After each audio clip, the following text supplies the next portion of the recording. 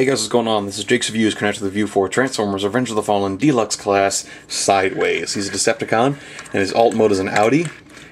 Kind of. It's certainly supposed to be an Audi. It's got the sort of Audi aesthetic along the whole car, but apparently Hasbro couldn't get the rights on the actual toy itself. As you can see, there's no Audi symbol on the front there, and there's just little minute differences along the whole car that make it different from an Audi.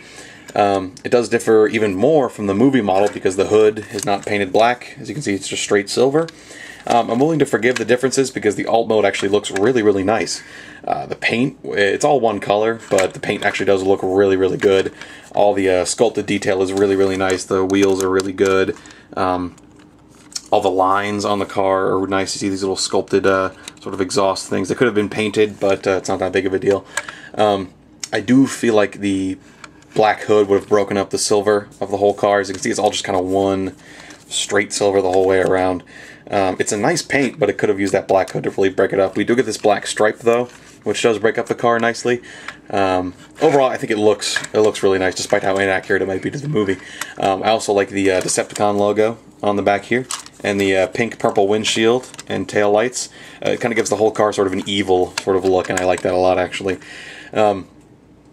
However, despite the paint, the car mode has one big flaw, and that's the wheels don't touch the ground. As you can see, he's kind of rattly, and the rolling of the car suffers because of it. It rolls really well, but it kind of veers off course every now and again, and it never really goes exactly where you want him to go. It's really just a minor annoyance, but it may very well be that I'm just transforming the car wrong. It could just be my fault, but I'm not exactly sure. Overall, though, the alt mode does look really nice, but it feels like it doesn't hold together very well. The transformation is actually really fun. I really like transforming this guy back and forth. So let's get right to it here. First thing I do is you fold up the trunk here. Just kind of fold that up like that. Pull the legs away from the rest of the body. And get a little automorph here. You just press this button, and this little crotch piece kind of flips down, and then you press it again, and the wheels flip in behind the crotch piece to kind of fill in the body, which looks rather nice. I like that little automorph feature. It's unintrusive and doesn't look stupid or anything. It actually looks really good. Fold the arms down. As you can see, they're kind of tucked in here. And this is kind of cheating, obviously, as the wheels are supposed to become the hands, but it doesn't do it on the toy model.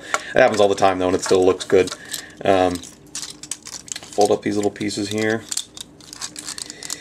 Alright, now, the big step is to fold this up, his head up, and then fold the whole body down and clip it in right there. And it kind of takes a little bit to get it actually aligned correctly, but once it does, it stays in very snugly.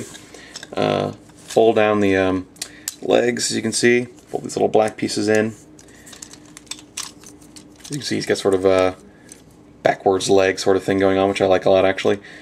Fold the wheels to the other side, and then flip up this piece and peg it in right there. As you can see, it takes a little doing to get it there exactly right. You gotta fold the wheel a little awkwardly, but once you do get it, once again, it stays very nicely. If I can just get it, there it is. Yeah, it takes a little working to get it exactly where you want it to go, but once you do, it actually works out very well. So we'll do it on the other side as well. Hopefully this won't take 20 minutes of everybody's time here. Or maybe it will. There it is. Okay. So there are the legs, you can see. His head is also kind of popped out in there, as you can tell. Kind of get his arms wherever you want them to go. And then, this is an interesting thing that actually isn't in the instructions. It tells you to do something a little differently. Fold up these little pieces here. And then clip in these clips here on these little red posts. And actually the instructions tell you to plug it in a different way. But what this does is it makes the whole backpack fold down a lot nicer and not block his light piping. So you could put his arms, these little arm panels here, in a different way. You can kind of fold them along down the arm if you want. Makes them look a little more bulky. Although I prefer them to be down like this. You can also fold these back pieces down and make them a little smaller. The last thing you do actually is you just pull out these little chest pieces here. Kind of angle them however you want. And there you have Sideways in robot mode. Now the robot mode for Sideways is is where you either love him or you hate him. Personally, I love the guy. I love the way Sideways looks. He's got a lot of insect aspects to him, which I like a lot about the guy. He makes him look a lot more alien. Let me try to get the whole guy in frame here. It makes him look a lot more alien, and I like that a lot. One really big thing I like is a very small aspect about the toy, is how posable these little chest pieces are. They're on a lot of different joints. It really breaks up the solid piece of his chest and makes it seem like there's a bigger difference from car mode to robot mode. It doesn't look like there's just a car on his chest, which is very nice. It's a problem I have with some older toys that just leave the whole chest one big solid piece.